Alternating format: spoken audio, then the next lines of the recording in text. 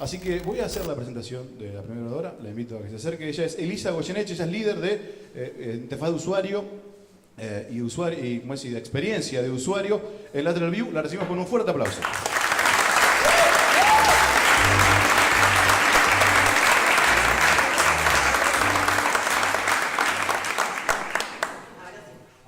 Yo soy Elisa, soy diseñadora de experiencia de usuario, trabajo en Lateral View, coordinando el equipo de diseño y diseñando experiencias digitales. Hacemos aplicaciones móviles y aplicaciones para web. Estoy muy orgullosa de ser parte de ese equipo, que tengo acá un par. Pero bueno, no vengo a hablar de usabilidad y de que hay que prestar atención a los usuarios, que siempre es lo que vengo diciendo, sino de cuando la cagué. La cagué un montón de veces, pero tengo una particular que tiene como un montón de mini cagadas que me pareció interesante compartir con ustedes. Me pareció interesante por dos cosas. Una es porque muchas veces la carrera de uno no es lineal, sino que tiene un montón de volteretas, y lo que yo hago ahora, que es diseño de experiencia de usuario, no existía cuando yo tenía 18 años. Entonces no me podía imaginar que podía terminar ahora acá contando esto con ustedes. Y segundo, porque me parece que a veces no preparamos suficiente a las personas en una formación o en una universidad para lo que es el desarrollo profesional después. Cuando salimos de la universidad salimos como muy newbies y tenemos un montón de aprendizajes a las piñas de cómo presentar nuestro trabajo, cómo hacer respetar nuestro trabajo, vender diseño o vender edición, que era lo que yo estaba haciendo en ese momento. Es un intangible y es muy difícil de venderlo. Y cómo presentarlo más profesionalmente y hacer respetar su trabajo, y también las cuestiones legales respecto a eso, no nos las enseñan y las aprendemos a los ponchazos por lo general. Así que bueno, yo antes de estudiar diseño multimedia estudié cine, y en cuarto año tuve la oportunidad de trabajar en un estudio de animación.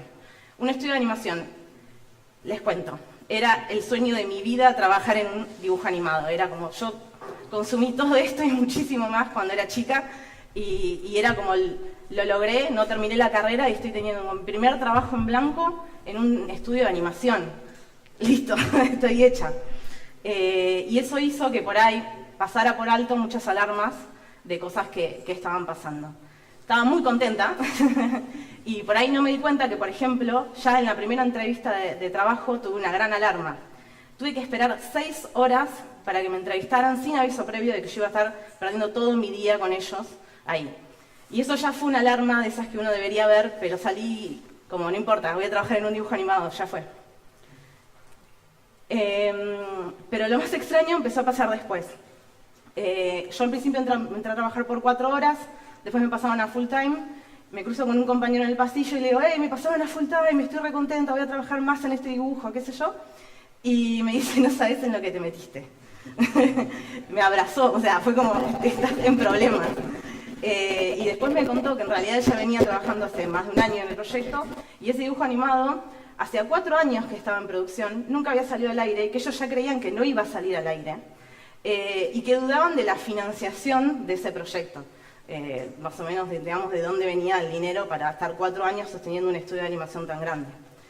Pegado a eso, mientras trabajábamos, empezaban a visitarnos personas de la India, que nos venían a ver cómo trabajábamos, no nos hablaban, nos observaban, y después me entero de que uno de los dueños del estudio de animación era coordinador en La Plata de una asociación internacional que enseña filosofía hindú y a respirar. Me imagino que se pueden llegar a dar cuenta de qué asociación hablo. Yo no estoy en contra de meditar, es más, estoy a favor, pero no de la filosofía como la tomaban ellos en el estudio. Básicamente, nuestro jefe decía que nosotros perfectamente podíamos trabajar 14, 16 horas por día, y si no estábamos pudiendo cumplir eso era porque nosotros no nos alimentábamos bien y no meditábamos bien. Lo cual era como, ¿en serio? O sea, yo creo que la meditación me puede ayudar, pero no tanto. Así que bueno, estábamos muy entusiasmados, nos llevamos muy bien en el grupo, entonces trabajábamos y estábamos contentos de hacer un dibujo animado. Pero se fueron sumando cada vez más cosas. Empezamos a también trabajar los fines de semana, y a tener una carga de horas extra increíble. Estas horas extra eran impagas y si vos no te comprometías a hacerlas, no estabas comprometido con el proyecto. Y uno es su primer trabajo en blanco, se lleva bien con el grupo de trabajo, está entusiasmado con el proyecto de hacer un dibujo animado y empieza a ceder y a ceder y a ceder y a ceder y no se da cuenta que están pasando los límites de la normalidad de un espacio laboral. Nos agregaron un coach que nos analizaba psicológicamente y nos decían, teníamos como citas con él aparte y claramente nos tocaba todas las debilidades y las inseguridades profesionales que teníamos por recién haber salido de la universidad. Y nos decía cosas muy absurdas, como por ejemplo, vos no sos proactivo porque tus gemelos son pequeños. Qué retrógrado. Tengo que tener gemelos más altos, más anchos. Cosas muy estúpidas. Pero pasaban y funcionaban. Nos tenían como en una cuestión de tocar nuestras inseguridades, trabajar con la culpa. Empezamos a trabajar una cantidad de horas impresionante, extra. Yo terminaba llegando muy tarde a mi casa y tenía 1 hora de viaje encima hasta el estudio de animación. Por supuesto nos empezamos a enfermar todos y cuando nos empezamos a enfermar todos era porque no meditábamos. Bueno, pero después el dibujo se estrena por Disney Junior, entonces todos nos ponemos muy contentos de que el dibujo sale al aire y empezamos a creer que pueden empezar a mejorar las cosas, pero no.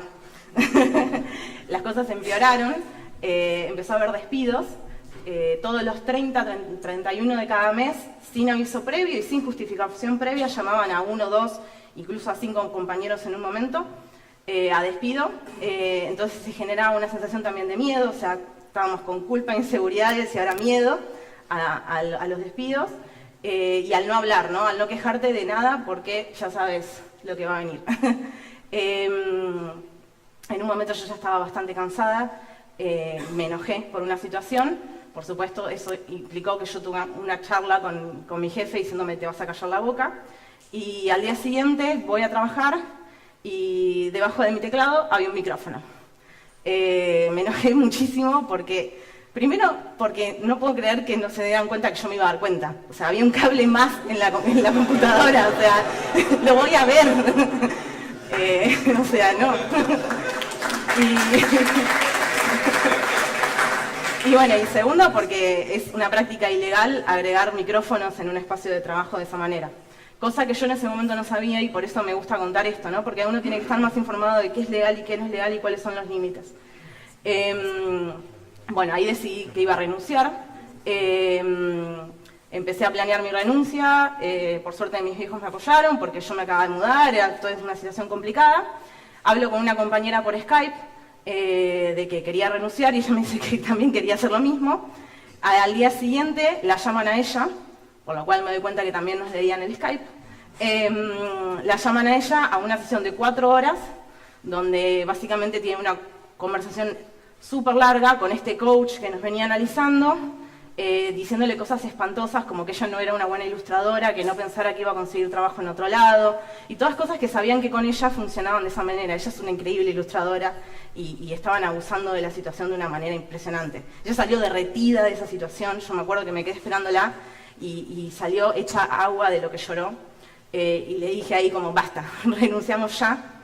Y bueno, y ahí en realidad viene el peor fracaso de todo. Teníamos tantas ganas de salir de toda esa situación y de esa opresión que estábamos teniendo, que nos queríamos ir, queríamos renunciar y salir corriendo. Y no nos dimos cuenta de un pequeño detalle. Estábamos renunciando a los derechos de autor del dibujo animado. Nosotros habíamos participado en la creación de los guiones, y con las ganas de salir y presentar la renuncia, terminamos renunciando a los derechos que teníamos creativos sobre el guión. Este dibujo animado después se licenció en un montón de canales en todo el mundo y no vimos un peso de regalías de nada. Así que eso fue como el garrón mayor. Y ahí estamos. Fuerte el aplauso, por favor.